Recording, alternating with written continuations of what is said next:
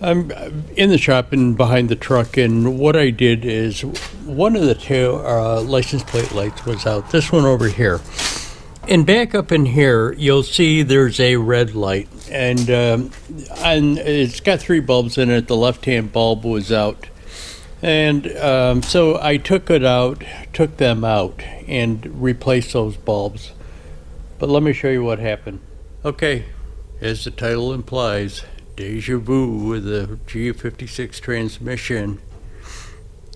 Yeah, welcome to another shop update. Gonna continue on with the light and what happened with that, and I'll explain the transmission in a little bit later in the video. Yep, replace the bulbs, put the thing back in, and lo and behold, the middle light is out now. So I've got to take it back apart and put another bulb in there. I went to Napa. I've had a box of these. They're 104s. They're 194s. I'm sorry, 194 ends. Had a box of them. Only had one left. So I went to Napa and picked up another box of them because they do go into that little light bar behind there, license plate lights, and I think there are also the bulbs for the running lights on the side too. Plus, they're the bulbs for the International, the running lights on the roof of the International. So I got another box of them. They were fairly cheap, but just to have here, so in case more go out. So I put a new bulb in this socket in the thing, put it in, turned the lights on before I put it back together, and it didn't work. And I pull it out, and I kind of look at the contacts in there and scraped them off with a pick just to make sure it was getting good contact, put the light bulb back in there. Still didn't work. And so I went to take that light bulb out, and it broke. So I couldn't figure it out. I'm trying to pull it out with a pick, and lo and behold, look what happened, or look at why it probably wasn't working, is because this wire looks like it corroded by the end of it. Not a good bare copper thing. It looks corroded to me, but apparently that was broke off of there. That's why the light bulb wasn't working when I put it back in again. So now I've got to go out and find a socket. I just kind of checked online, like AutoZone shows that they have a socket for that. What I'll do is I'm going to cut this off and take it over there. I'm not really sure. I'm looking at this thing, and it looks like a solid piece of plastic. I'm not sure how the hell they got them wires in there, or how the wires went in there to begin with. You know, it's not like there's a crimp connection or anything like that. Was the wires put into it before it was molded together? I'm not really sure, but or I wonder if those contacts come out in the wire. I'm just going to cut it off and try and figure it out. I'll cut it off and yeah, just see if I can figure it out. Maybe those contacts that slip over the end of the bulb go in there with a wire. So they put the wire in there, solder it onto that contact, and then slip the contact back down in there. Not really sure, but I'll let you know. You may have seen these in my last shop update. If you didn't, what they are is the axle plates for the leaf springs off of the trailer. What I've done is put studs on them to mount shocks onto the trailer. This is the 2 front axle plates. What I do is go over to the welding bench and just kind of wire wheel and take off some of the rough spots with a flapper disc before I bring them over here to paint them. But I kind of just wanted to show that to you. Wanted to get a coat of paint on them before I put them on. Didn't want to leave that bare metal on underneath the trailer to potentially rust with our salty roads. I'm going to show you guys something. I just showed you that video, and I was noticing it while I was editing. I want you to take a look at that finish. Now this is Rustoleum Paint, and this piece that I'm showing you here, and you got to excuse me, I'm doing this one-handed. It's only got one coat on it. But let me show you something that happens with Rustoleum paint when you put the second coat on. These pieces over here have 2 coats on them. Let me choose this one.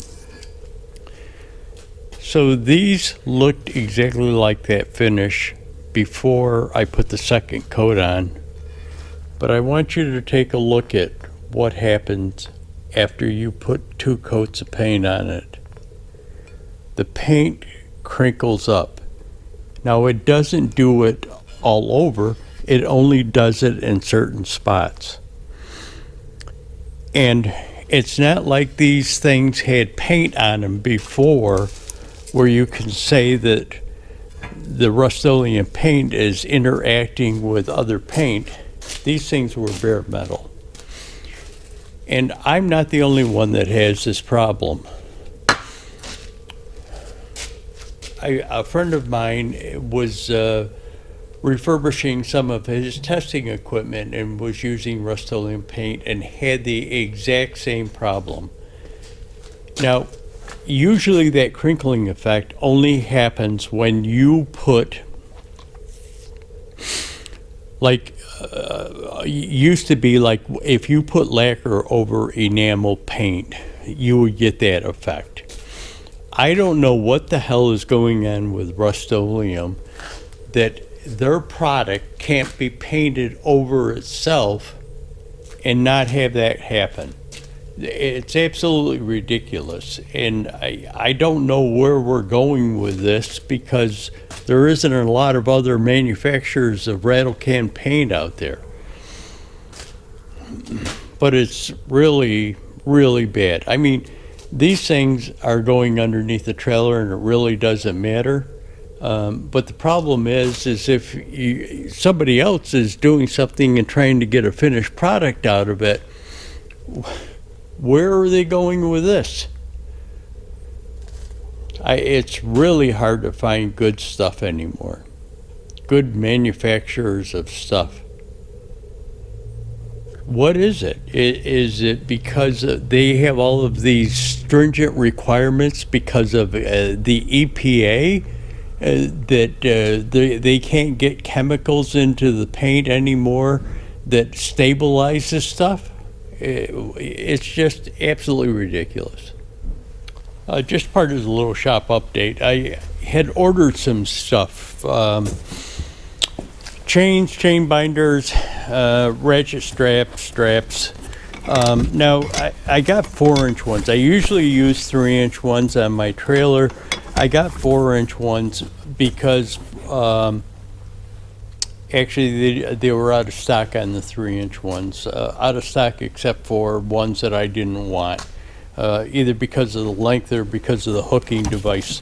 I prefer this type of hooking device, not a regular little hook type of thing. But anyways, what the point of the matter is I got this stuff, the UPS guy drops it off and left it, and I opened the boxes up and the chain binders aren't there, and I'm thinking, what the hell? So I looked at the box for a packing slip, and there is no packing slip. But on the boxes, it's marked box like 1 of 3, and this one is marked 2 of 3, but I never got 3 of 3. And so I called him up to find out what was going on.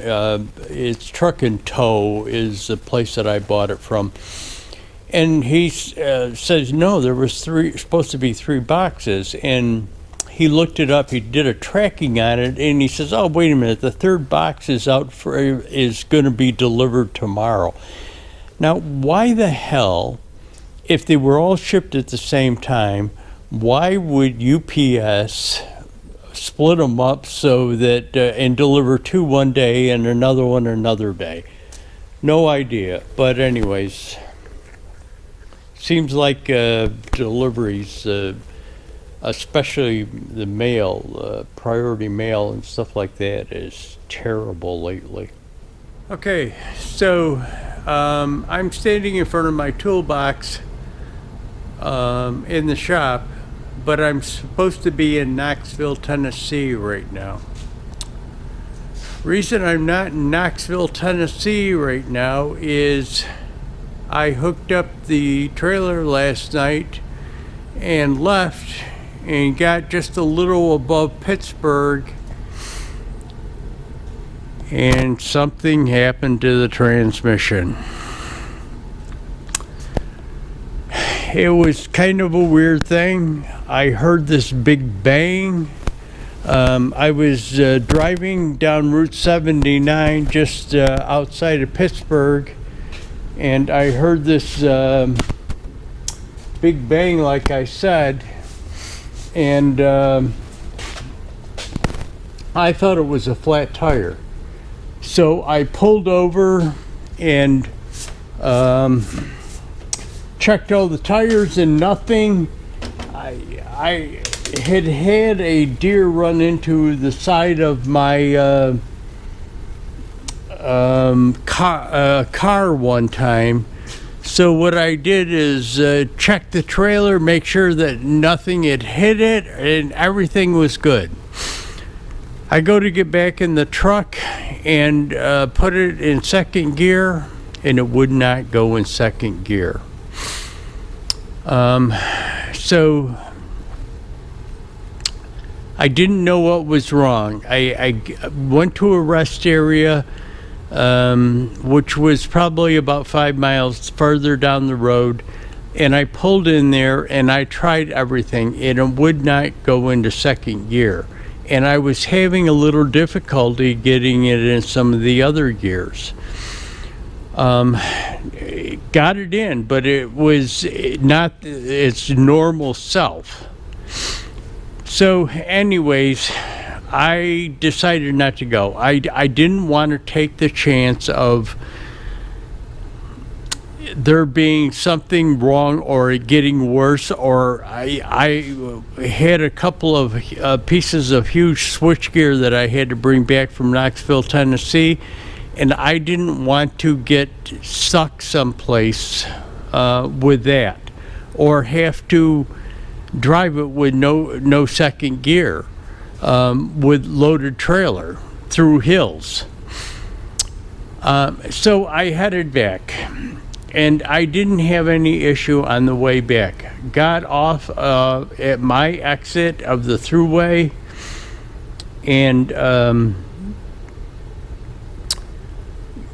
got it up to the shop and went to back the trailer in, and it wouldn't go in reverse. Not only wouldn't it go in reverse, it was in gear in neutral. And the only way that I could do it, stop the truck, is push the clutch in.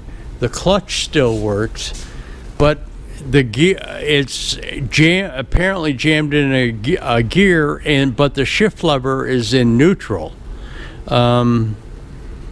So I called my grandson. He came over, got me, picked me up, took me home.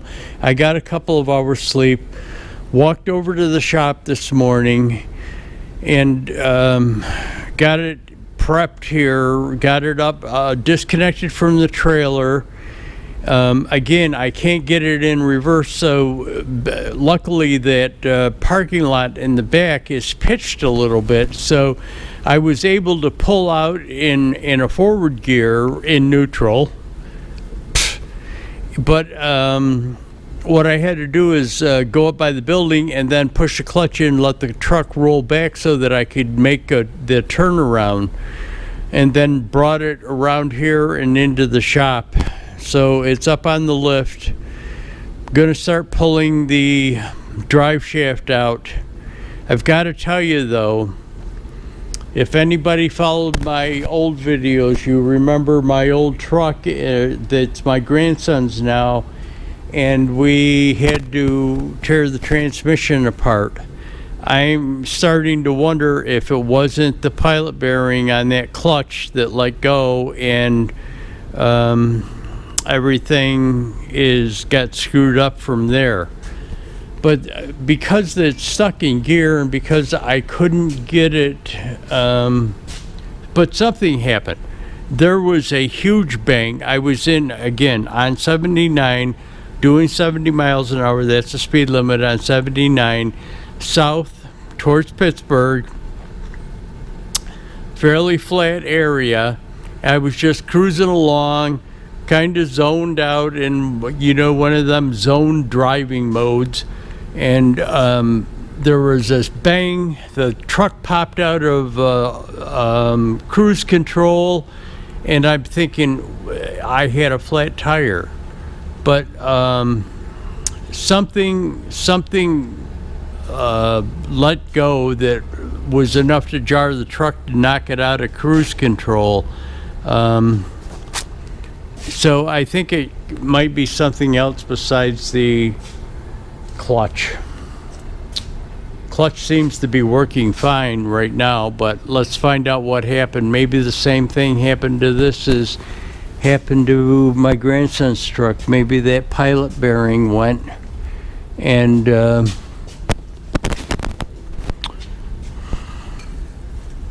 yeah, the pilot bearing might have gone and has screwed that input shaft up on that transmission. Yeah, there goes the gimbal flopping over. So as you can see, I've got the drive shaft out of it. What I'm going to do is, my grandson's on his way over. We're going to lower it. He's bringing me coffee. We're going to lower it and take that center console out with the gear shift in there. He's very good at getting that center console out. So I'm going to let him do it, get that top of that transmission open, and kind of take a look down in it and see if we can figure out what's going on. Okay, so we pulled the side covers off of the transmission, and we're getting all sorts of chunks. Actually, it doesn't look like a gear. You know what it looks like? It looks like that. Like there's a weird piece right there. Yeah. Show them this so they can see.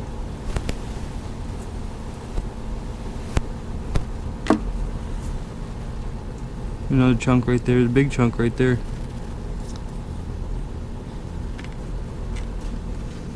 It looks like the shift lever. You know, the doesn't Yeah. it? I don't know. Well, we'll see when we pull the transmission apart.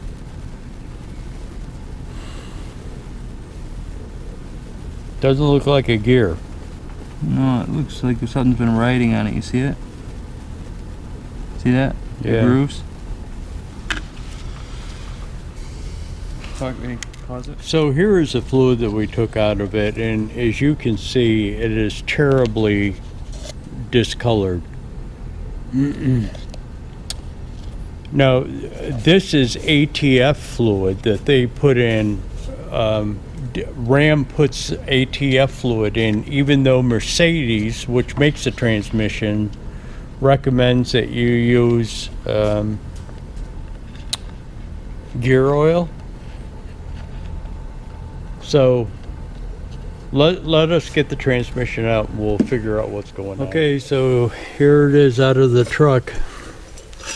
That throwout bearing is shot, but it looked like that pilot bearing, even though it's loose, it's going to be replaced. I'm not really sure till I get the transmission apart.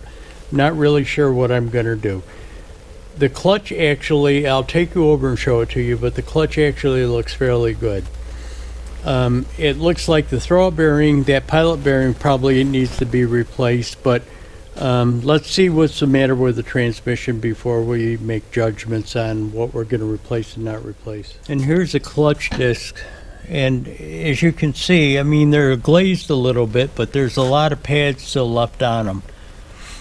Now, there are one of these is missing off of one of the things that kind of holds it, spaces it in there, but I think they're available from South Bend, as is the pilot bearing and the throwout bearing. So, again, I'm going to save judgment until I find out what's wrong with the transmission. And here's the flywheel. Now, there's that pilot bearing, and it probably needs to be replaced, but it isn't really that bad. No, it feels okay. Let me show you, there's a little bit of end play on this input shaft. But that might be, we could replace that bearing on the input shaft, but we need to figure out what's going on with the inside of the transmission. Yeah. Okay, this is prior to pulling the transmission apart.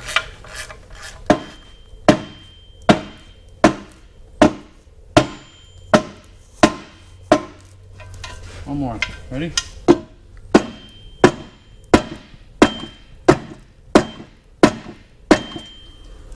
Almost. Hold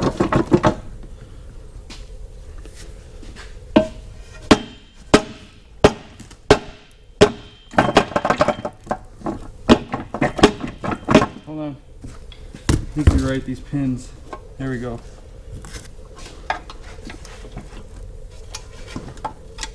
Here.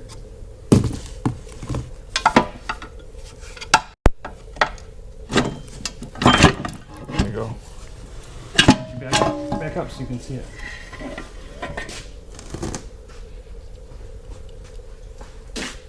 Here, take a look inside there. What is it? Anything? No. What the hell broke?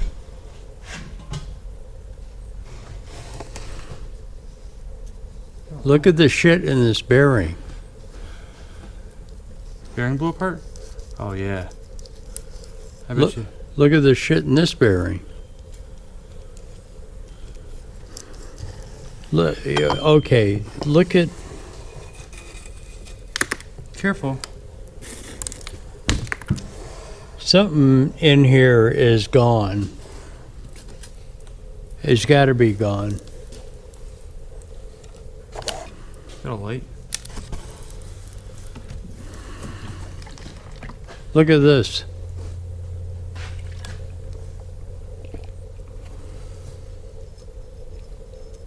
Yeah. It's all accumulated there. You know what I wonder? If it wasn't shifting, because the that stuff is in the way. I mean, granted, it had to be taken apart.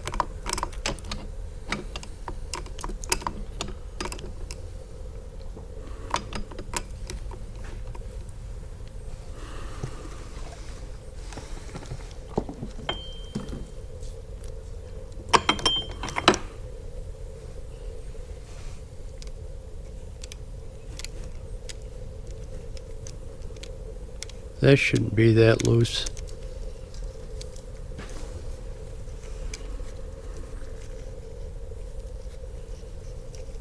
Oh, you got pieces in there. See them? Yeah. Why don't you get a pick and a pair of needle nose or something? We'll pick some stuff out and we can bring it back. I think what we're about to remove here is part of the bearing race. I think it's a seal. I think it's a seal that sits over that input shaft. It is. Well, the seal is on the outside. No, that sits there. It's normally on there. So that's off. But where'd that piece of gear come from? Oh, show them that. We found that in the transmission, and it's definitely a piece of gear. An inside gear, though. Is these chipped off? Nope.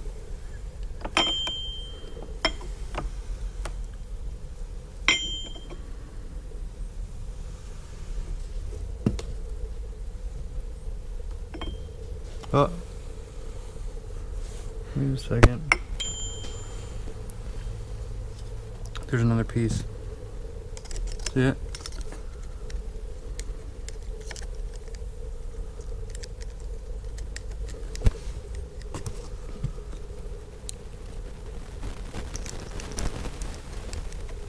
Another piece. Touch the magnet to my thing.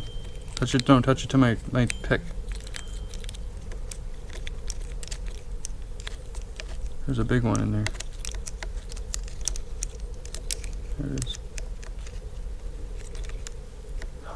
The oil looks so bad. Okay, here, it should be good.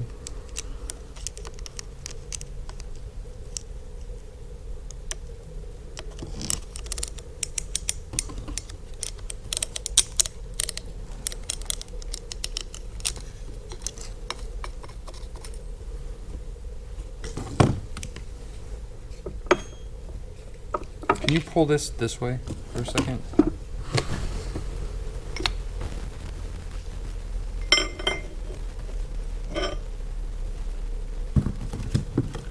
Look right here. That's where it came from. Right there. See it? See that? Oh, yeah. Look in there. Yeah. Right there. There's a whole piece missing. Yep. There's a piece of the housing missing. Housing? This housing. Yeah. That's what I'm talking about. That's that piece, I bet. How the hell did that happen? Well, I bet it has something to do with this coming off. See it? Yep. Look, right there. See right there, it looks like it got pinched? Yep.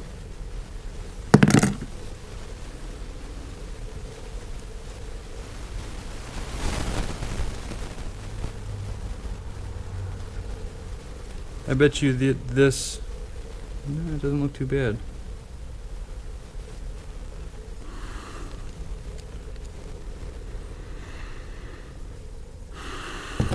I don't know how this bearing comes off of here. It looks like that thing comes out. Right? Yeah, but it's probably heated, right? Yeah, well, I don't know. It looks like this thing comes out of a groove. Is there a groove there? Let me see the light. Yeah. Yeah. See, that comes out of the groove. And then bearing, here, hold this. Let's shut the camera off and see if we can get... Okay, so one of the things that was just said in this last clip is, Jesus, that oil stinks. This oil smells terrible, and why I think it smells terrible, because it's burnt. And maybe this is the primary cause of the failure, but this oil stinks. I wish we had smell-o-vision. This oil reeks terribly. So we're back over here where it was, and there's some pieces in here. And I'm kind of thinking that it was that gear area that I showed you before. But we're over here looking at this. And if you can see on here, this thing actually looks like it was heated extensively. Now, I could be wrong, and it could be just the way these parts were manufactured, but to me, it looks heated, really heated. So let me shut you off, and I'll take you back over there again. Okay, guys, so here we are back here, and it's the day after, and it's just me in here with this transmission. And if you don't know what I was talking about when I did the intro to this shop update and the deja vu on this transmission, we kind of went through the G56 problem with my old Ram, a 2011 Ram, and it's my grandson's now. I've given that truck to him. But I'm going to put a link up there to the G56 issue with his transmission. And that issue is different from my problem with this transmission. That issue with the G56 in his truck was caused by the clutch. Not so much as the clutch, it was caused by the pilot bearing. The pilot bearing in his truck failed, and it took out this input shaft, which caused problems with this transmission.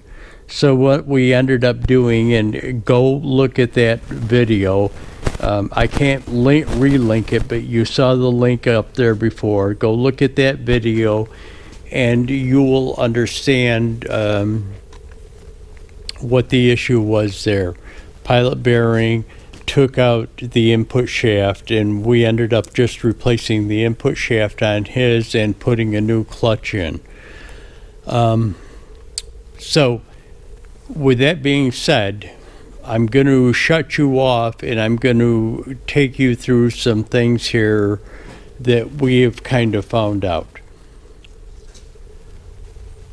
So as you can see in there, we have a failure of it, and I'm not taking it apart because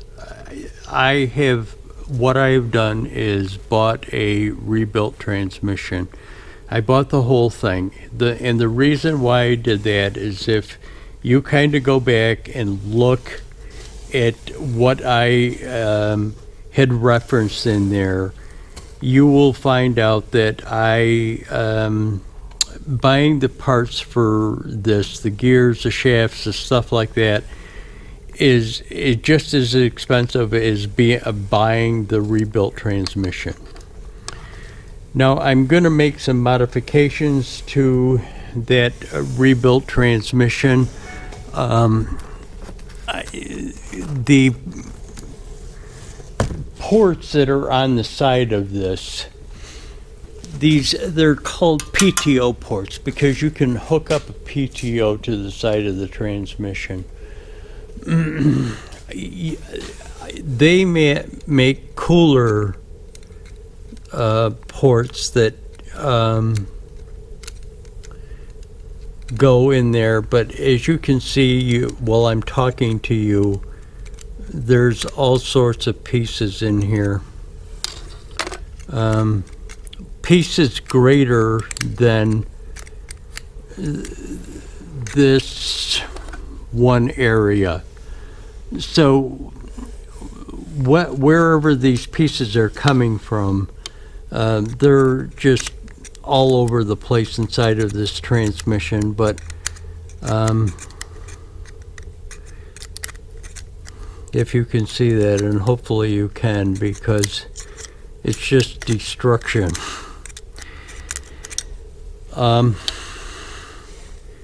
But let me see those pieces move. So anyways, I'm buying some cooler ports that go on the side of it. Now, what they are is a area that sticks out about, it's a casting that sticks out from this thing probably about 4 or 5 inches, and it's finned so that it creates cooling capacity onto the outside. It increases the amount of oil that you're going to that you put in there, and it creates finned cooling, radiant cooling on it, and I'm putting them on both sides of it.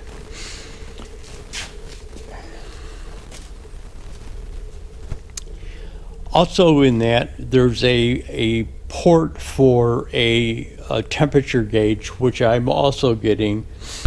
I'm getting an IsoPro transmission temperature gauge, and I'm putting that on there so that I can monitor the temperature of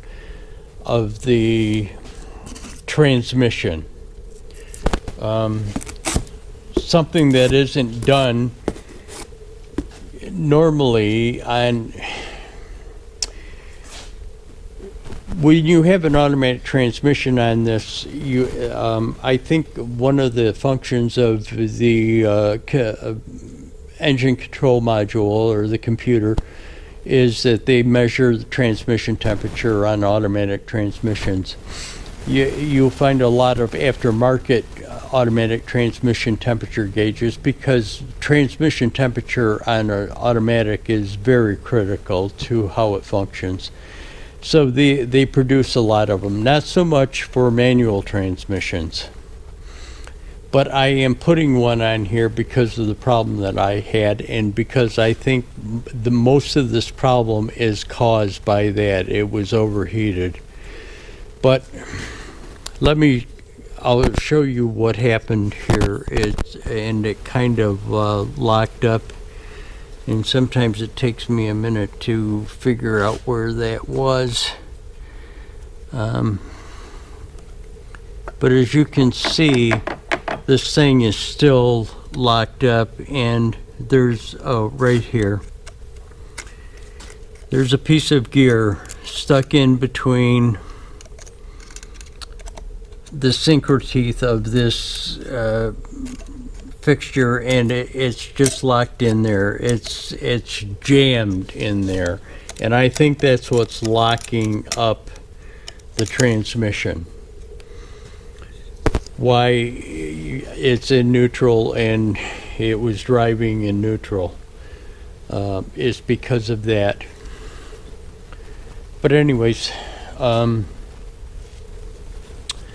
so I bought a remanufactured transmission, and I have to send this one back. There's a core charge on this thing. It's almost $2,000 for the core charge of this thing.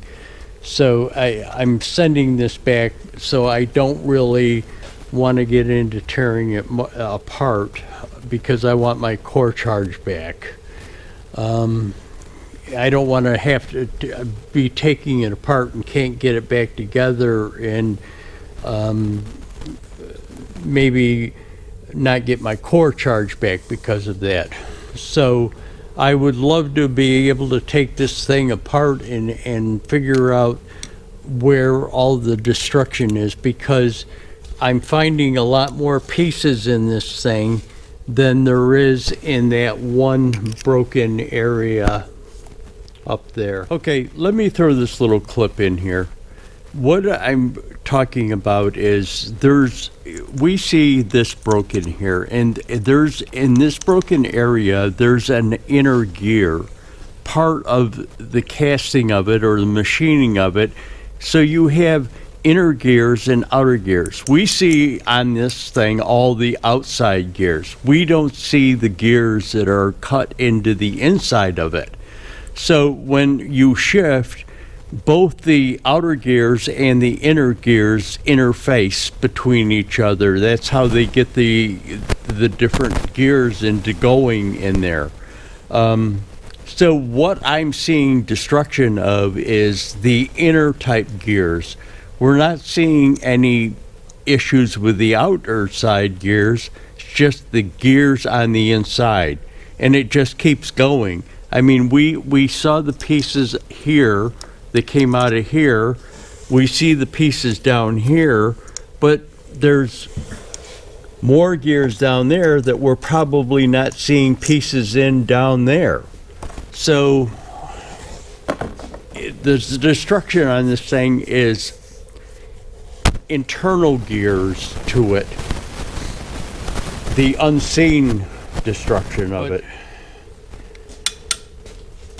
Because of the oil, because of the, let me call it tempering on that shift housing, it looks like it was overheated, and maybe that's the cause of the problem. So, two things that I'm gonna do, well, three things that I'm gonna do. I've explained two of them. The cooling ports that are going on the PTO housing, the temperature gauge. And the last thing is, and we've touched on this in the video already, but I'm going to actually do it. Mercedes-Benz makes this transmission.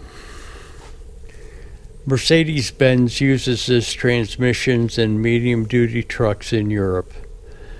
And Ram picked it up for use with the Cummins diesel engine. Mercedes-Benz uses gear oil in their transmissions. They do not use automatic transmission fluids like Ram does or Dodge did, Chrysler.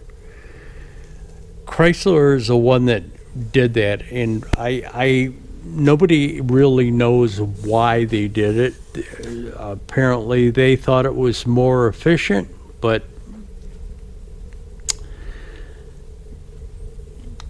Mercedes-Benz does not agree with that. Mercedes-Benz says that they should be using gear oil.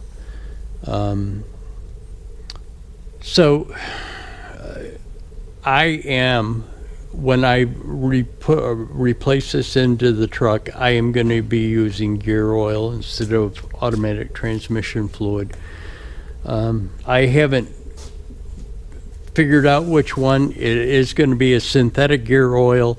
I just haven't figured out what brand it is and what weight it's going to be yet. So, but when we get to putting this thing back together again, I will be using gear oil. Now let me tell you the other thing is that the clutch. The clutch we talked about, it's not really worn.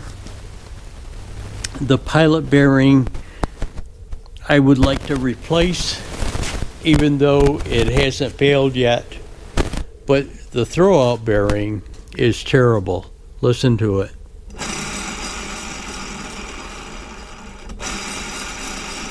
I mean, it's just absolutely terrible.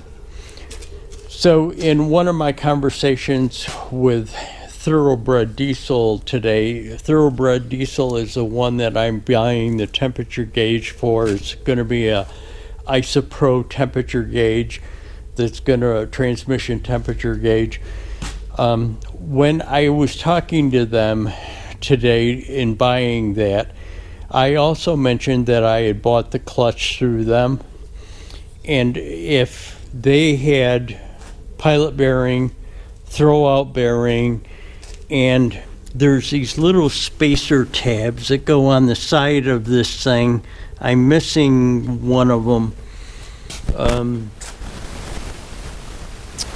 If they could get me, I said to ask them if they had parts for it, and they said, no, we don't really carry parts for clutches. Usually they come in a package and we sell them in packages a whole, flywheel, clutch assembly, whatever the package is for the model that you want and the truck that you have. But they said, I said, well, where can I get them? And he says, well, you can probably get them from South Bend. And I told them, well, yeah, but if you go to South Bend, they want to sell it through a dealership. And he says, yeah, you're right. He says, let me call him. I'll call him for you.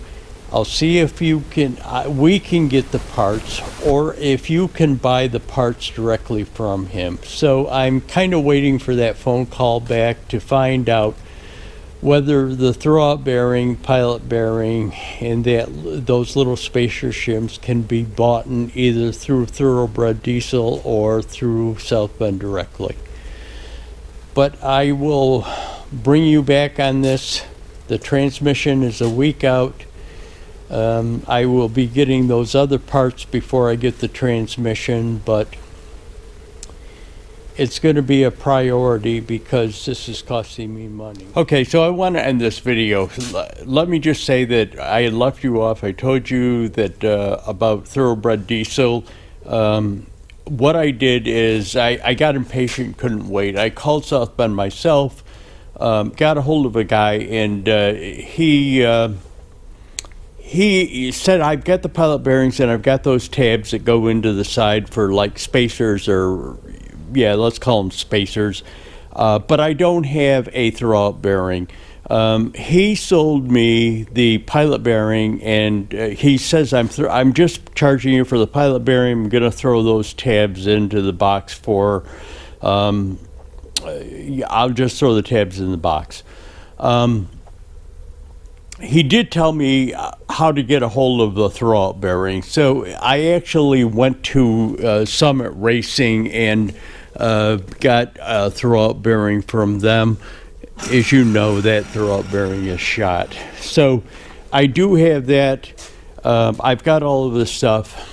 I know there's probably going to be a lot of talk about why this probably happened, and I welcome comments. And when we go to put this thing back together, when I get it, when I show you what I've got as far as those cooling things go, and the temperature gauge, and we put this thing all back together, I will discuss the things about what probably is going to be brought up in the comment section about why this happened, what people think caused this to happen. But anyways, guys, hit that like button, subscribe, leave a comment, especially leave a comment about this.